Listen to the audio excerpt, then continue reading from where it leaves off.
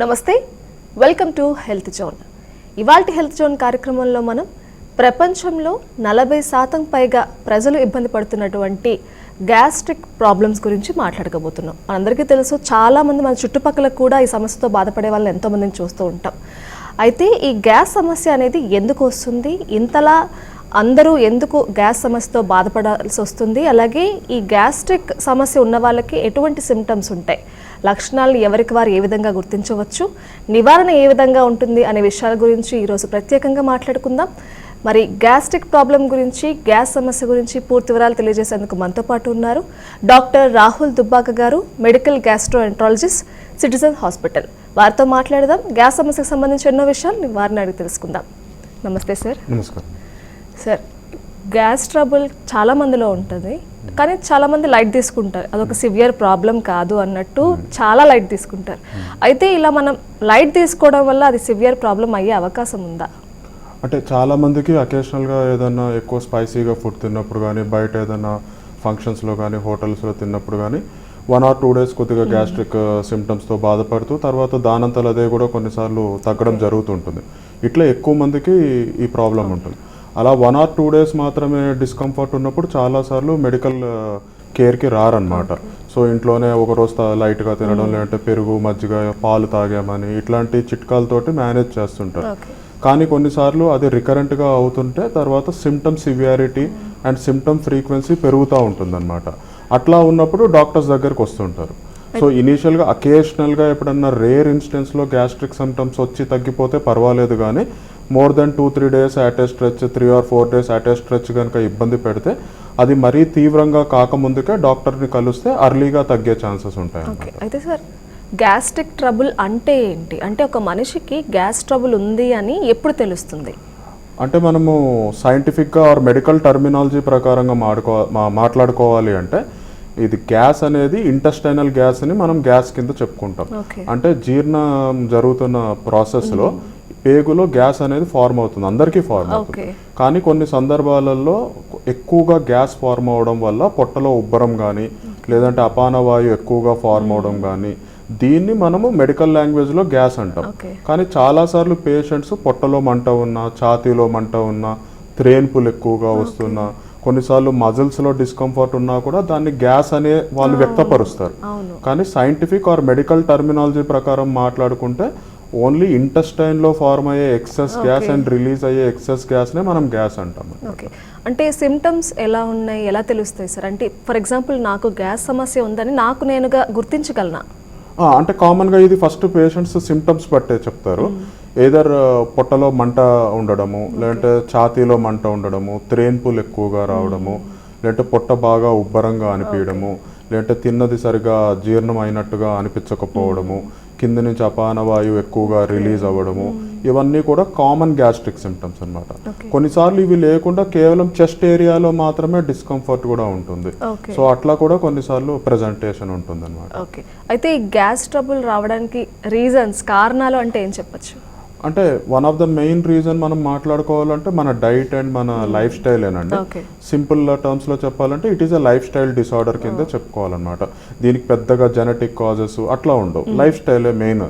కాకపోతే కొన్నిసార్లు additional risk factors like బాగా ఒబిసిటీ, ఊబకాయం ఉన్నా కానీ, లేదంటే డయాబెటీస్ ఉన్న వాళ్ళల్లో, లేదంటే ఫ్రీక్వెంట్గా పెయిన్ కిల్లర్స్ వాడే వాళ్ళల్లో, లేదంటే కొన్నిసార్లు కొన్ని రకాల యాంటీబయాటిక్స్ వల్ల, ఇట్లాంటి వాటి వల్ల కూడా గ్యాస్ట్రిక్ సమస్య రావచ్చు. బట్ ప్రిడామినెంట్గా మెయిన్గా చెప్పుకోవాలంటే మాత్రం మన డైట్, మన స్ట్రెస్ లెవెల్స్ ఎట్లా ఉన్నాయి, మన ఎక్సర్సైజ్ ఉందా లేదా, ఓవర్ వెయిట్ ఉన్నాము, అవి మెయిన్ రీజన్స్ అన్నమాట.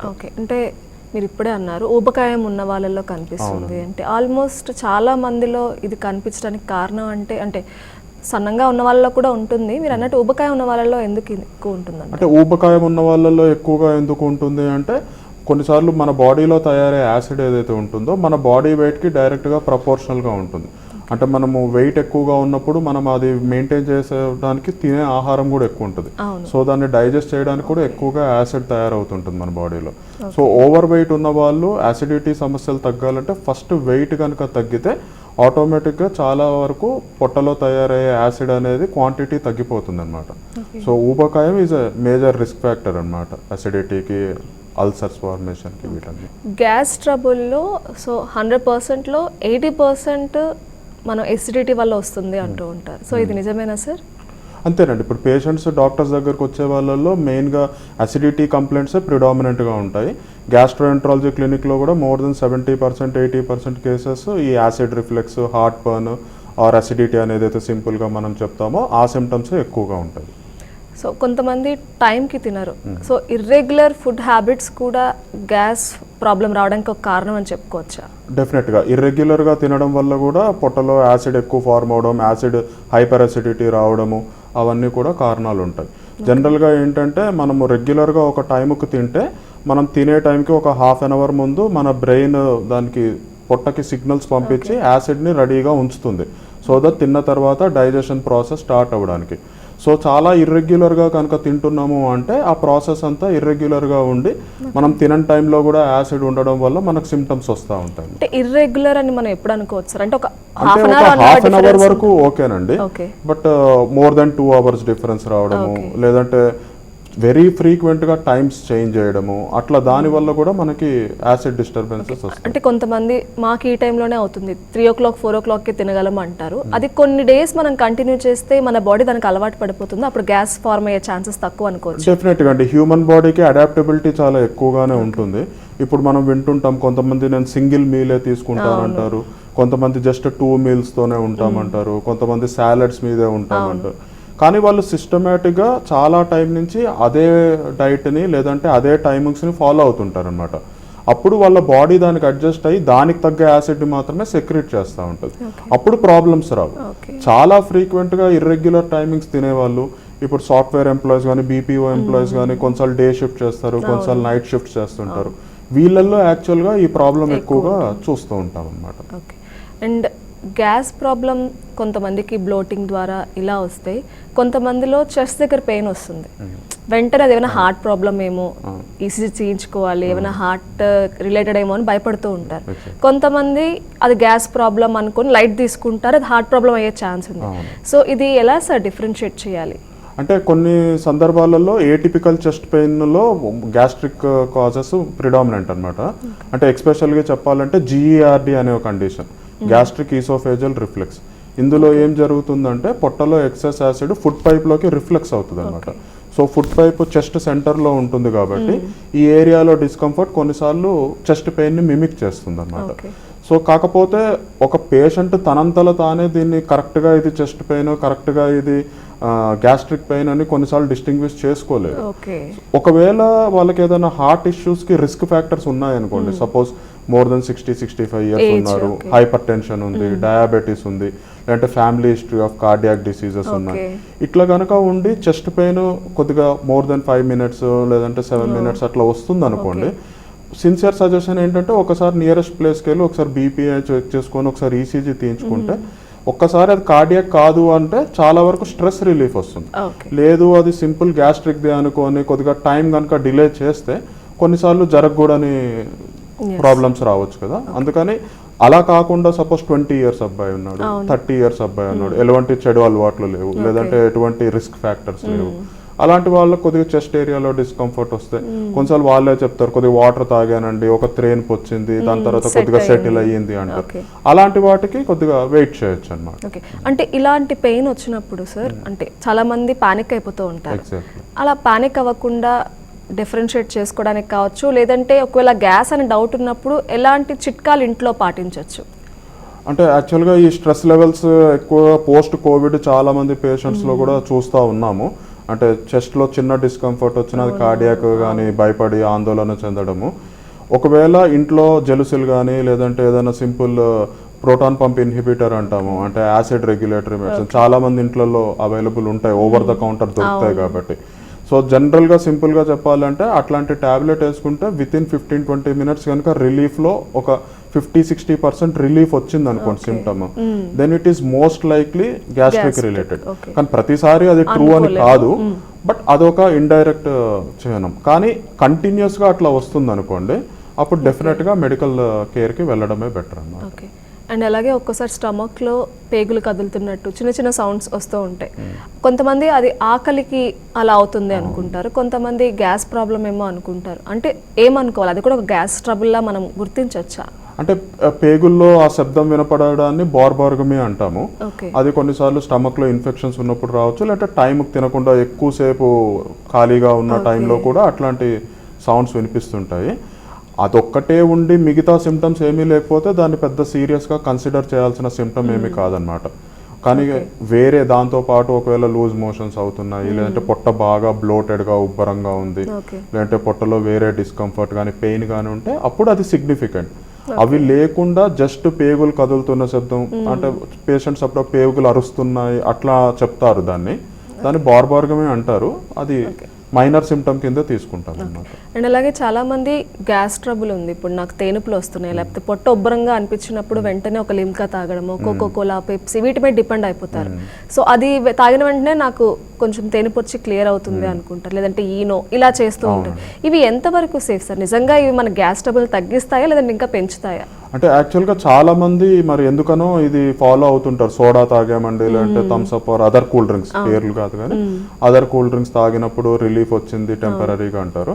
బట్ యాక్చువల్గా అది ఇండైరెక్ట్గా చాలా నష్టం చేస్తుంది వాళ్ళకి. ఆ నిమిషానికో లేదంటే టెంపరీగా రిలీఫ్ ఎందుకు వస్తుంది అంటే పొట్టలో ఎక్సెస్ ఎయిర్ ట్రాప్ అయినప్పుడు ఎయిర్ ఏదో ఒక రూపంలో బయటికి రావడానికి ప్రయత్నం చేస్తూ ఉంటుంది. సో అందులో త్రేన్పు రూపంలో వస్తుంటుంది. ఇంటెస్టైన్లో ఎక్కువగా గ్యాస్ ట్రాప్ అయినప్పుడు కింద నుంచి గాలి రిలీజ్ అవుతూ ఉంటుంది. సో పొట్టలో ఎక్కువగా అట్లా ట్రాప్ అయినప్పుడు ఈ కూల్ డ్రింక్స్ కానీ సోడా కానీ ఏదైనా తాగితే ఇక్కడ లోవర్ ఈసోఫేజియల్ స్పింక్టర్ అని ఒక వాల్వ్ లాంటిది ఒకటి ఉంటుంది అనమాట. సో అది ఆ కోల్డ్ డ్రింక్ కానీ సోడాకి ఎక్కువ రిలాక్స్ అయిపోయి ఈ పొట్టలో ఉన్న ఎయిర్ అంతా ఒకేసారి బయటికి ఎస్కేప్ అవుతుంది అనమాట. సో అందుకని టెంపరీగా వాళ్ళకి రిలీఫ్ వచ్చింది అనిపిస్తుంది. బట్ యాక్చువల్గా కూల్ డ్రింక్స్ కానీ అదర్ కార్బొనేటెడ్ బెవరేజెస్ ఎక్కువగా యాసిడ్ ని ఫార్మ్ చేస్తాయి. సో ఇండైరెక్ట్ గా అది నష్టం కింద అవుతుంది. సో ఎవ్రీ టైం ఇది మనం పాటించడం వల్ల రిస్క్ ఫ్యాక్టర్ అనే అనుకోవచ్చు. డెఫినెట్ గా అంటే ఇది ఒకటే కాకుండా దాంట్లో చాలా షుగర్ కూడా యాడ్ చేస్తారు, అది కూడా ఇండైరెక్ట్ గా నష్టమే అనమాట. అండ్ ధూమపానం లేదంటే స్మోకింగ్ ఈ అలవాట్లు ఉన్న వాళ్ళకి ఈ గ్యాస్ ట్రబుల్ ఇంకా ఎక్కువ అయ్యే అవకాశం ఉందా? స్మోకింగ్ కూడా మేజర్ రిస్క్ ఫ్యాక్టర్ అండి. అల్సర్స్ ఫార్మ్ అవడానికి కూడా smoking major risk factor. Ulcers ఉన్న వాళ్ళకి అల్సర్స్ మానడం కూడా స్మోకింగ్ వల్ల చాలా డిలే అవుతుంది. ఎందుకంటే మెడిసిన్స్ పెట్టినా కూడా రెగ్యులర్గా వాళ్ళు స్మోకింగ్ కంటిన్యూ చేస్తే వాళ్ళల్లో అల్సర్ హీల్ అయ్యే ఛాన్సెస్ తగ్గిపోతాయి. తర్వాత యాసిడ్ రిఫ్లెక్స్ కూడా అల్సర్ పేషెంట్స్లో ఎక్కువగా ఉంటుంది. తర్వాత త్రేన్పులు అంటాం, అవి కూడా వాళ్ళల్లో ఎక్కువగా వస్తాయి. కొంతమంది క్యాన్సర్స్ కూడా దారి తీసే ఛాన్స్ ఉంటుంది అనమాట, గ్యాస్ట్రిక్ క్యాన్సర్. సో కొంతమంది కాన్స్టిపేషన్ ఎక్కువ ఉంటుంది డాక్టర్ గారు, లేదంటే ఫ్రీక్వెంట్ మోషన్స్ మనం చూస్తూ ఉంటాము, బ్లోటింగ్ ఎక్కువ ఉంటుంది, ఏ కొంచెం తిన్నా పొట్ట హెవీగా అనిపిస్తూ ఉంటుంది. అంటే ఈ సిమ్టమ్స్ని మనం గ్యాస్ ట్రబుల్గా అనుకోవాలా లేదంటే ఏదైనా డైజెస్టివ్ ఇష్యూస్ అనుకోవచ్చు? అంటే రెండు ఉంటాయండి ఇందులో. ఎక్కువగా వేరే రిస్క్ ఫ్యాక్టర్స్ లైక్ డయాబెటీస్ కానీ థైరాయిడ్ ఇష్యూస్ కానీ ఒబిసిటీ ఎక్కువ ఉన్న వాళ్ళల్లో ఈ కాన్స్టిపేషన్ ఇష్యూస్ ఎక్కువగా చూస్తూ ఉంటాం. లెస్ ఫిజికల్ యాక్టివిటీ ఉండి, లేదంటే వాటర్ ఇంటేక్ తక్కువగా తీసుకోవడం, ఫైబర్ ఇంటేక్ తక్కువగా తీసుకోవడం, ఇవన్నీ కాన్స్టిపేషన్కి దారితీస్తుంటాయి. కానీ కాన్స్టిపేషన్ ఉన్న వాళ్ళల్లో కూడా ఈ బ్లోటింగ్, ఎక్సెస్ గ్యాస్ రిలీజ్ అవడము, కొన్నిసార్లు అప్పర్ అబ్డామిన్లో డిస్కంఫర్ట్ ఉండడం, ఇట్లాంటివి కూడా అసోసియేటెడ్గా ఉంటాయి. కొంతమందికి ఓన్లీ కాన్స్టిపేషన్ ఉంటుంది. ఓన్లీ కాన్స్టిపేషన్ ఉన్నప్పుడు దానికి వేరేగా ట్రీట్ చేస్తాము.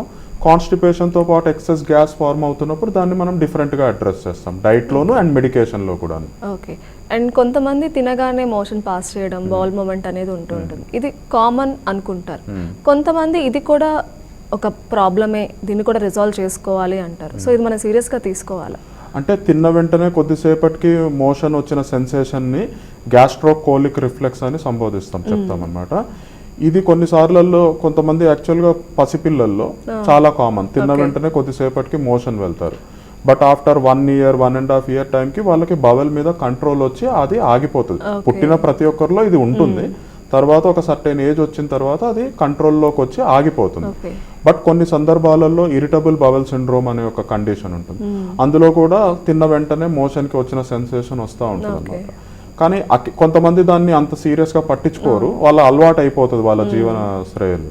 కానీ కొన్నిసార్లు బయట తిన్నప్పుడు కానీ లేదంటే వర్క్లో ఉన్నప్పుడు కానీ ఇబ్బంది పడుతుంటారు. అట్లాంటప్పుడు డాక్టర్స్ దగ్గరికి వస్తారు. దానికి మెడికేషన్స్ తోటి మనం ట్రీట్ చేయొచ్చు. దాన్ని రివర్సిబుల్ అవుతుంది. రివర్సిబుల్ కాదు, కంట్రోల్లోకి రావచ్చు. బట్ స్ట్రెస్ కూడా దానికి మేజర్ ఫ్యాక్టర్. సో స్ట్రెస్ని కంట్రోల్ చేసుకోవాలి. తినే ఆహారంలో కొన్ని మార్పులు చేసుకోవాలన్నమాట. లో ఫాడ్మాప్ అని ఒక డైట్ ఉంటుంది, అది ప్రిస్క్రైబ్ చేస్తాం ఇలా సిమ్టమ్స్ ఉన్న వాళ్ళలో. సింపుల్గా చెప్పాలి అంటే కొన్ని రకాల ఫుడ్స్ని ఈ కండిషన్ ఉన్న వాళ్ళు అవాయిడ్ చేయాలి. ఎగ్జాంపుల్గా తీసుకుంటే వెజిటేబుల్స్లో క్యాబేజ్, క్యాలీఫ్లవర్, బీన్స్, బ్రోకోలీ. ఫ్రూట్స్కి వచ్చేసరికి యాపిల్, వాటర్ మిలన్, సీతాఫల్, తర్వాత మ్యాంగోస్, తర్వాత మిల్క్, తర్వాత వచ్చేసి కాఫీ, తర్వాత కూల్ డ్రింక్స్. వీటిని అవాయిడ్ చేయమని చెప్తామన్నమాట. వీటితో చాలా వరకు వాళ్ళకి రిలీఫ్ వస్తుంది. అండ్ కొన్ని మెడికేషన్స్.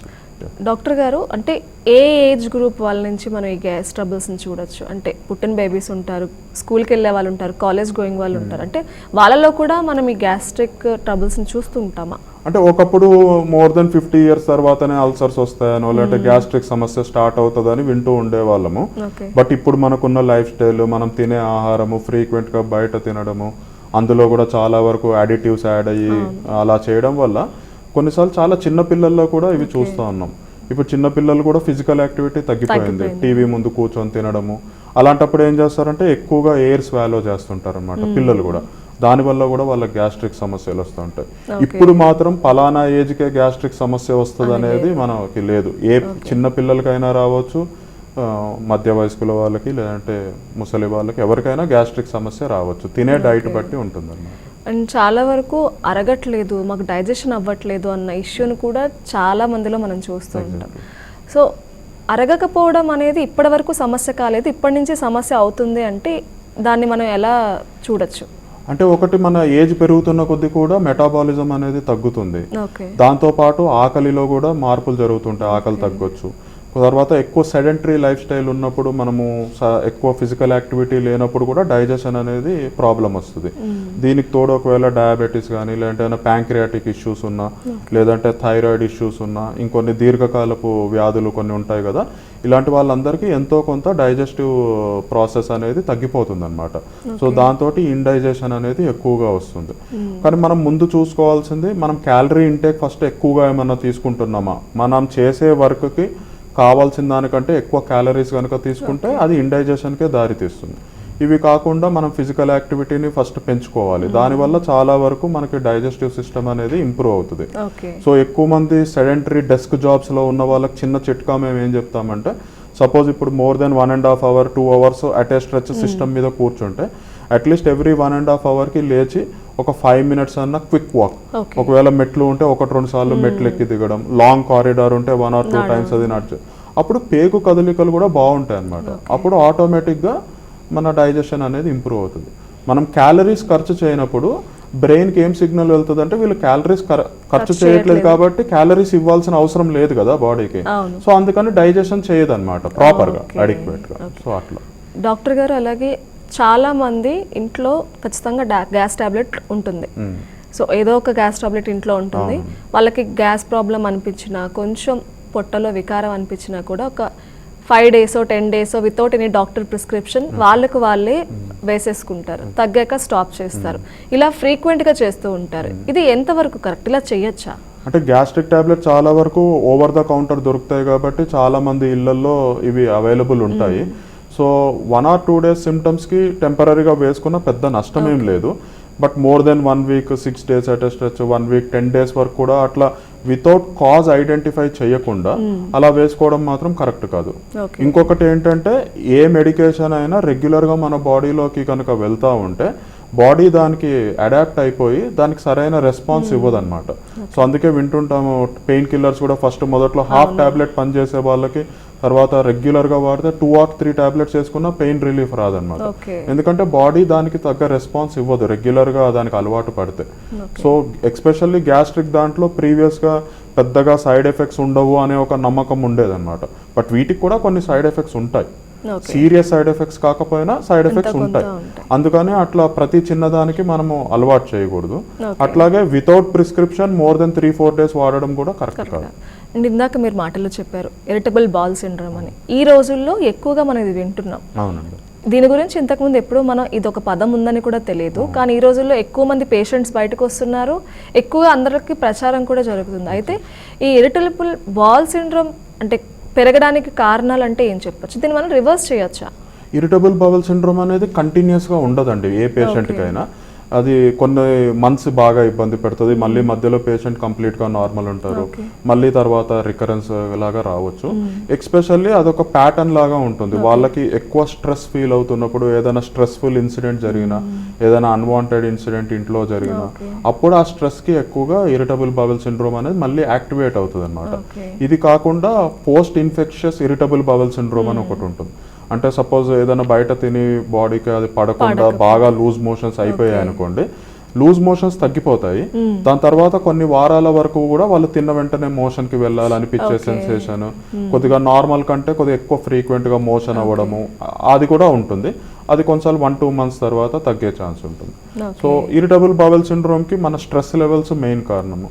మనం తినే ఆహారం, ఇందాక కొన్ని ఫుడ్స్ అవాయిడ్ చేయమని చెప్పాం కదా, క్యాబేజ్, క్యాలీఫ్లవర్ అట్లాంటివి అవాయిడ్ చేయడము, కొద్ది యోగా కానీ మెడిటేషన్ కానీ ఏదన్నా ఒక ఫిజికల్ యాక్టివిటీని వాళ్ళ రొటీన్లో ఇంక్లూడ్ చేసుకోవడము, అలాంటివి చేయడం వల్ల కూడా స్లోగా దాన్ని కంట్రోల్ చేసుకోవచ్చు. సో ఈ irritable bowel syndrome irritable bowel డిసీజ్గా కూడా కన్వర్ట్ అవుతుంది. సో అలా డిసీజ్గా కన్వర్ట్ అయినప్పుడు పరిస్థితి ఏంటి? అది మనం పీక్స్లోకి వెళ్ళిపోయింది, ఇంకా జాగ్రత్త పడాలి అనే సూచన వచ్చినట్టేనా? అంటే ఈ జనరల్గా చెప్పాలి సింపుల్గా అంటే రెడ్ ఫ్లాగ్ సైన్స్ అని కొన్నిటి కోసం మేము చూస్తామన్నమాట. రెడ్ ఫ్లాగ్ సైన్స్ ఈ ఇరిటబుల్ బౌల్ సిండ్రోమ్ వాళ్ళల్లో ఎలాంటివి మీరు జాగ్రత్తగా గమనించుకోవాలంటే, ఒకటి వెయిట్ తగ్గుతున్నారా లేదా, అది మేజర్ రెడ్ ఫ్లాగ్ సైన్. తర్వాత నాక్టర్నల్ డయేరియా, అంటే నిద్రపోయిన తర్వాత కూడా మధ్యలో లేచి మోషన్కి వెళ్ళాల్సిన పరిస్థితి ఏమన్నా వచ్చిందా, లేదు అంటే బ్లడ్ ఏమన్నా కనిపించిందా మోషన్లో, ఇలాంటివి మాత్రం వెంటనే డాక్టర్ దగ్గరికి వెళ్ళి అడ్రస్ చేసుకోవాలన్నమాట. ఇవి మేజర్ రెడ్ ఫ్లాగ్ సైన్స్ అన్నమాట. అండ్ చాలా మంది అంటే డైజెస్టివ్ ఇష్యూస్ వచ్చినా, లేదంటే కాన్స్టిపేషన్ వచ్చినా, లేదంటే మోషన్స్ అయినా ఏదైనా కూడా డిలే చేస్తారు, 1 year 2 years కూడా డిలే చేస్తారు. ఎందుకంటే అది మనకి అప్పుడు అంత ఇంపాక్ట్ చూపించదు, బాడీ మీద గడిచిపోతూ ఉంటుంది. ఒక 2 years తర్వాత అది కొంచెం సివియరిటీ అనేది పెరుగుతుంది, అప్పుడు వాళ్ళు డాక్టర్ని కన్సల్ట్ చేస్తారు. ఇలా డిలే చేయడం వల్ల ఎలాంటి ప్రాబ్లమ్స్ వస్తాయి? అంటే ఏ సిమ్టమ్నైనా మోర్ దెన్ 1-2 months కనుక ఉంటే దాన్ని ఒకసారి ఎవాల్యుయేట్ చేయించుకొని, ఎనీథింగ్ సీరియస్ ఇష్యూవా లేదంటే పర్వాలేదా అనేది ఒకసారి ఎవాల్యుయేట్ చేయించుకోకపోతే కొన్నిసార్లు చాలా సింపుల్ సిమ్టమ్స్ అనుకున్నవి కూడా చాలా సీరియస్ కాన్సిక్వెన్సెస్కి దారి తీసే ఛాన్స్ ఉంది.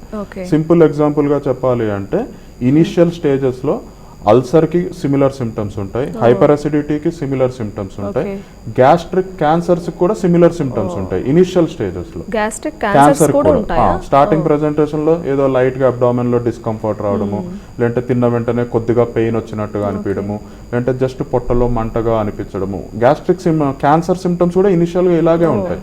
బట్ వాటికి తోడు స్లోగా వెయిట్ తగ్గడం అనేది, తర్వాత ఆకలి తగ్గిపోవడం, అవి ఎక్స్ట్రా సిమ్టమ్స్ ఉంటాయి.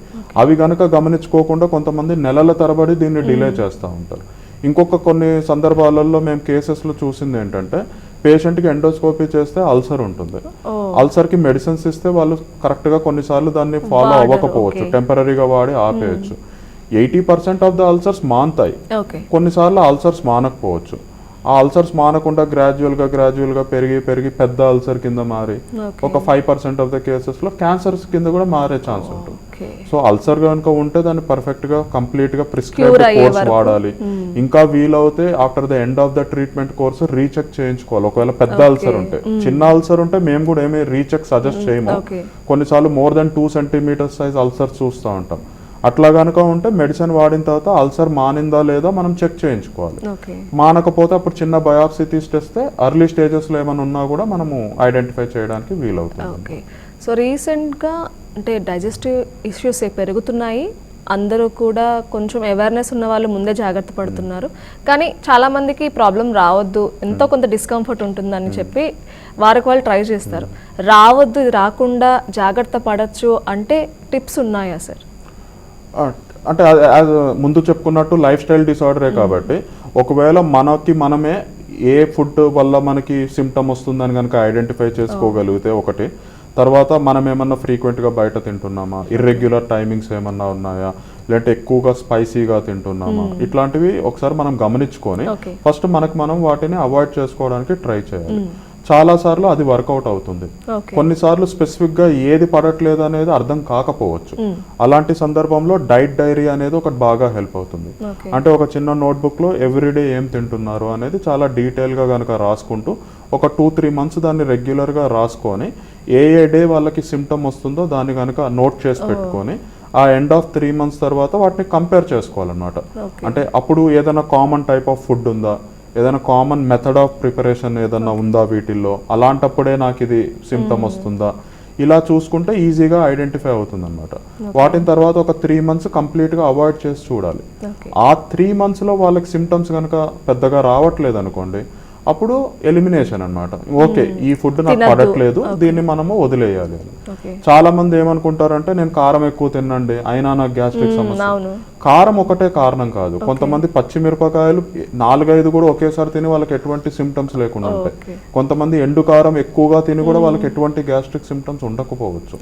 సో అందరికీ ఫలానా ఫుడ్ వల్లే వస్తుందని ఖచ్చితంగా చెప్పలేము. అండ్ డాక్టర్ గారు, ఇంకొక డౌట్ అందరూ అడిగేది, అంటే చిన్నప్పటి నుంచి తిన్న ఫుడ్ నాకు ఇప్పటి వరకు పడింది, ఇప్పటి నుంచి ఆ ఫుడ్ నాకు పడట్లేదు, సో కారణం ఏంటి? అంటే కొన్ని రకాల అలర్జీస్ అలా ప్రజెంట్ అవుతాయండి. చైల్డ్హుడ్ లో స్పెసిఫిక్ టైప్ ఆఫ్ ఫుడ్స్ తో అలర్జీస్ కొంతమందికి ఉంటాయి. అవి కొన్నిసార్లు విత్ ఏజ్ అవి నార్మల్ అయిపోవచ్చు, అంటే బాడీ దానికి అడాప్ట్ అవ్వచ్చు. కొన్నిసార్లు అంటే చిన్నప్పుడు తిన్న ఫుడ్, రెగ్యులర్ గా ఇంట్లో తినే ఫుడ్ ఒక సర్టెన్ ఏజ్ తర్వాత పడకపోవచ్చు. సో దానికి స్పెసిఫిక్ గా ఇదే కారణం అని ఇప్పటికి ఐడెంటిఫై అయితే అవ్వలేదు, కానీ అట్లాంటి సందర్భాలు చాలా ఫ్రీక్వెంట్ గా చూస్తూ ఉంటాం.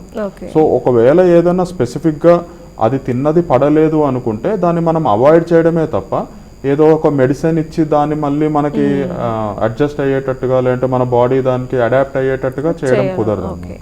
అండ్ కొంతమంది అంటారు మా ఫ్యామిలీలో అందరికీ ఉంది ఈ ప్రాబ్లం, అందుకే నాకు కూడా ఉంది అంటారు. అంటే జెనెటికల్ గా కూడా ఇది వచ్చే అవకాశం ఉందా సార్? గ్యాస్ ప్రాబ్లం కానీ స్టమక్ రిలేటెడ్ ఇష్యూస్ ఏమైనా కూడా? అన్నీ కాదు, కానీ కొన్ని రకాల సిమ్టమ్స్ అట్లా కామన్ గా చూస్తుంటాం ఫ్యామిలీగా. అంటే ఇప్పుడు క్యాన్సర్స్ లో వీటిల్లో ఏంటంటే స్పెసిఫిక్ జీన్స్ ఉంటాయి అనమాట. ఈ జీన్ ఫ్యామిలీ మెంబర్ కి పాస్ అవుతే క్యాన్సర్ వచ్చే ఛాన్స్ ఉంటుంది అని. అట్లా స్పెసిఫిక్ గా గ్యాస్ట్రిక్ దానికి స్పెసిఫిక్ జీన్స్ అట్లయితే ఐడెంటిఫై ఏం కాలేదు. కానీ కొన్నిసార్లు ఇప్పుడు H. pylori అనే ఒక బ్యాక్టీరియా ఉంటుంది, అది ఫుడ్ అండ్ వాటర్ ద్వారానే స్ప్రెడ్ అవుతూ ఉంటుంది. దానికి చాలా వరకు gastric issues, gastric ulcers, gastric cancers తోటి రిలేటెడ్ గా ఉంటుంది అనమాట ఆ బ్యాక్టీరియా. సో కామన్ గా food source, water source same ఉన్నప్పుడు ఫ్యామిలీలో కొంతమందిలో సిమిలర్ కంప్లైంట్స్ తోటి ప్రెజెంట్ అవ్వచ్చు అనమాట. సో ఈ గ్యాస్ రిలేటెడ్ ఇష్యూస్ నుంచి బయటపడాలన్నా, రాకుండా ఉండాలి అన్నా కూడా మన లైఫ్ స్టైల్ని ఎలా డిజైన్ చేసుకోవాలి? యాక్చువల్గా మేము చూసేది ఎక్కువ శాతం ఏంటంటే most of the people, more than 90% of the people వాళ్ళ బాడీకి కావాల్సిన దానికంటే ఎక్కువ క్యాలరీస్ని కన్జ్యూమ్ చేస్తుంటారు. సో ఫస్ట్ మనం క్యాలరీ ఇంటేక్ తగ్గించుకోవాలి, మెయిన్ థింగ్. అంటే ఎలా కౌంట్ చేస్తాం సార్? ఎవరికి అంత నాలెడ్జ్ ఉండదు. అంటే కౌంట్ చేయాల్సిన స్పెసిఫిక్ గా అట్లా కౌంట్ చేసి తినమనేది ఉద్దేశం కాదు. జనరల్ గా ఏంటి అంటే మనం ఇప్పుడు ప్రెసెంట్ గా ఏ క్వాంటిటీ అయితే తింటున్నామో, ఒకవేళ మనం ఎక్కువగా ఫిజికల్ యాక్టివిటీ కానీ అట్లా ఏమి చేయట్లేదు, వెయిట్స్ ఎక్కువ చేయట్లేదు, ఎక్కువగా రన్నింగ్ అట్లా ఏమి చేయట్లేదు, day to day job 9 to 5 job ఇట్లా చేస్తున్న వాళ్ళు మనం తినే క్వాంటిటీ ఏదైతే ఉందో అందులో ఈజీగా ఒక 25% తగ్గించేసుకోవచ్చు. సింపుల్ గా చెప్పాలి అంటే ఈజీగా అర్థం అవడానికి. తర్వాత వచ్చేసి ఈ టేక్ అవుట్స్ ఇవన్నీ ఇప్పుడు చాలా ఈజీ అయిపోయినాయి. సో చాలా సార్లు ఇంట్లో టేస్ట్ నచ్చకపోయినా టేక్ అవుట్స్ తీసేసుకుంటుంటాం. ఒకవేళ ఓపిక లేదు కొన్నిసార్లు కుక్ చేసుకోవడానికి కూడా మనం టేక్ అవుట్ తీసుకుంటాం. ఇట్లాంటివి కూడా చాలా వరకు తగ్గిస్తే ఈ సిమ్టమ్స్ అనేవి రికరెంట్ గా వచ్చే ఛాన్సెస్ తగ్గించుకుంటాం. తర్వాత ఈ H. pylori bacteria food and water ద్వారా ట్రాన్స్మిట్ అవుతుంది. సో ఫుడ్ హైజీనిక్ ప్లేసెస్ లో తినడం, ఒకవేళ తెచ్చుకున్న హైజీనిక్ ప్లేసెస్ లో తెచ్చుకోవడం, ఒకవేళ ఇంట్లో వాటర్ ఫిల్టర్డ్ వాటర్ అవుతే టైంకి ఆ క్యాండిల్స్ మారుస్తున్నామా లేదా, లేదంటే ఆ సిస్టమ్ కరెక్ట్ గా పనిచేస్తుందా, ఫిల్టరేషన్ సిస్టమ్, ఇది ఒకటి. అదే H. pylori అనే బ్యాక్టీరియా దానివల్ల రావచ్చు అనమాట ఫుడ్ అండ్ వాటర్ ద్వారా. సో అది కూడా ఒకటి చూసుకోవాల్సిన అవసరం ఉంటుంది. ఎక్కువగా పెయిన్ కిల్లర్స్ వాడకూడదు.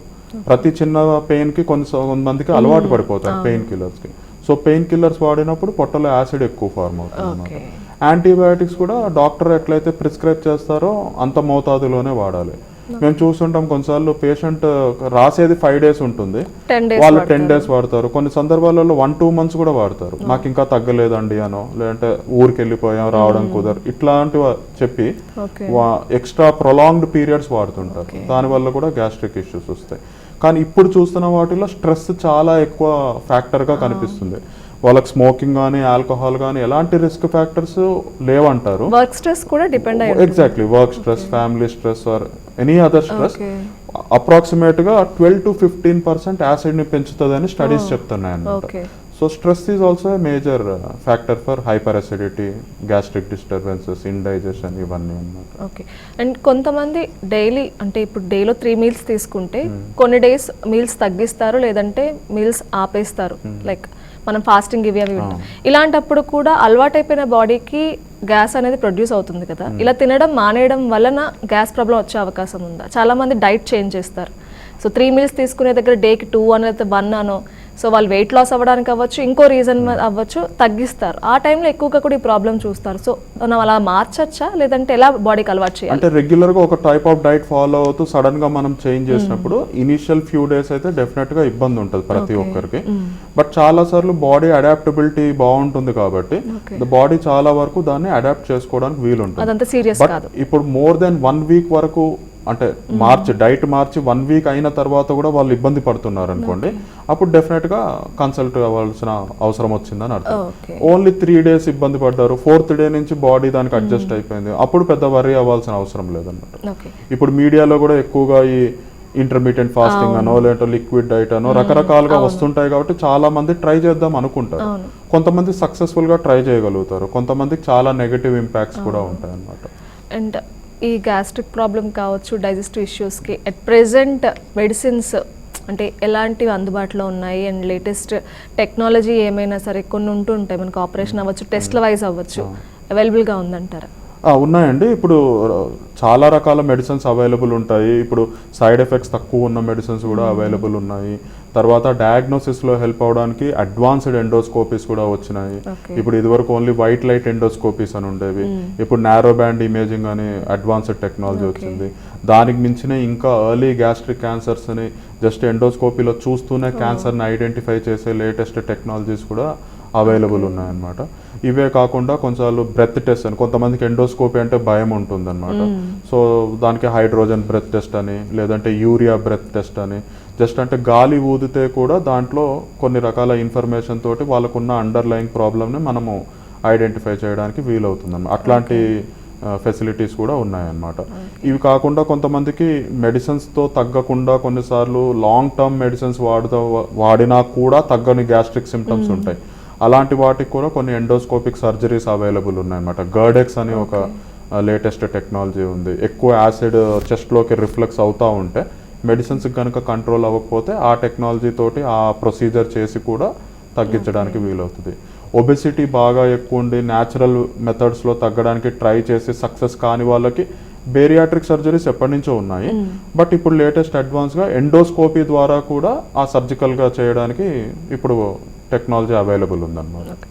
అలాగే 100%లో 80% కన్నా ఎక్కువ వ్యాధులు గట్తోనే స్టార్ట్ అవుతాయి. సో గట్ హెల్త్ జాగ్రత్తగా ఉంచుకోవాలి అని చెప్తూ ఉంటారు బయట. సో ఇప్పుడిప్పుడు అవేర్నెస్ వస్తూ ఉంది. సో గట్ హెల్త్ అని ఇంతలాగా ప్రమోట్ చేస్తున్నారు, అదొక వర్డ్ వినిపిస్తుంది. సో దీని గురించి ఏం చెప్తారు? నిజంగా అన్ని వ్యాధులకి మన స్టమక్ మెయిన్ అనుకోవాలా? అంటే మనము చూసుకుంటే గట్ ఆర్ GIT అంటాం, అంటే గ్యాస్ట్రో ఇంటెస్టైనల్ ట్రాక్ట్. అంటే నోటి నుంచి మొదలయ్యి మలద్వారం వరకు ఉండే ఏరియా, మధ్యలో పక్కన లివర్, మనకి గాల్ బ్లాడర్, స్ప్లీన్, ప్యాంక్రియాస్ ఇవన్నీ కూడా దానికి రిలేటెడ్ గా ఉంటాయి. సో దీన్ని యాజ్ ఎ హోల్ చూసుకుంటే this is the largest organ in the body. మిగతావన్నీ బ్రెయిన్ ఒక పార్ట్, హార్ట్ ఒక పార్ట్ ఇట్లా ఉంటాయి. ఇది లార్జెస్ట్ ఆర్గన్ కింద మనం తీసుకోవచ్చు. అండ్ చాలా చిన్నప్పటి నుంచి వింటుంటాం you are what you eat, మనం తినేదే మనము అని. అందుకని అంటే అన్ని రకాల డిసీజెస్ కి గట్ హెల్త్ కు ఎంతో కొంత రిలేషన్ ఉంటుంది. తర్వాత గట్ బ్రెయిన్ యాక్సిస్ అని లేటెస్ట్ గా దాని గురించి కూడా చాలా స్టడీస్ ఏర్పడినాయి. అంటే మన సైకలాజికల్ గా కానీ లేదంటే చాలా రకాల న్యూరలాజికల్ డిసార్డర్స్ కూడా గట్ హెల్త్ తో కనెక్షన్ ఉంటుంది అనేది. సో ఇవన్నీ అయితే డెఫినెట్ గా ఉన్నాయి. దాని తర్వాత లివర్ కూడా యాక్టివ్గా హెల్తీగా పనిచేస్తేనే మిగతా ఆర్గన్స్ హెల్తీగా ఉంటాయి. తర్వాత అంటే సింపుల్గా చెప్పాలి అంటే అన్నిటికీ న్యూట్రిషన్ ఇచ్చేది మన గట్టే కదా. సో అందుకని ఇది హెల్తీగా ఉంటేనే మిగతా ఆర్గన్స్ అన్ని హెల్తీగా ఉంటాయి. ప్రీవియస్గా దీని మీద అంత మీడియా అటెన్షన్ కానీ లేదంటే సోషల్ మీడియాలో అవేర్నెస్ తక్కువగా ఉండేది. ఇప్పుడు మీరు అన్న టర్మ్ గట్ హెల్త్ అనేది ఎక్కువగా వినిపిస్తుంది. అది మంచిదే, అవేర్నెస్ ఉంటే పేషెంట్స్ కూడా దాన్ని ఫాలో అవడానికి వీలవుతుంది. సో డైట్ అనేది అన్నిటికీ మనకి మూల డాక్టర్ రాహుల్ గారు, thank you so much. So ఇవాళ హెల్త్ జోన్ కార్యక్రమానికి విచ్చేసి ముఖ్యంగా ఈ గ్యాస్ట్రిక్ ప్రాబ్లమ్స్తో ఎంతోమంది సఫర్ అవుతున్నారు. సో వాళ్ళందరికీ కూడా ఒక మంచి అంటే ఎలా దాన్ని ఓవర్కమ్ చేయాలి, ఎలాంటి జాగ్రత్తలు తీసుకోవాలనే విషయాలు చక్కగా తెలియజేశారు. Thank you so much. చూసారు కదండి, ఇది ఇవాళ హెల్త్ జోన్ కార్యక్రమం. మరో కార్యక్రమంలో మళ్ళీ కలుసుకుందాం. అంతవరకు సెలవు. నమస్తే.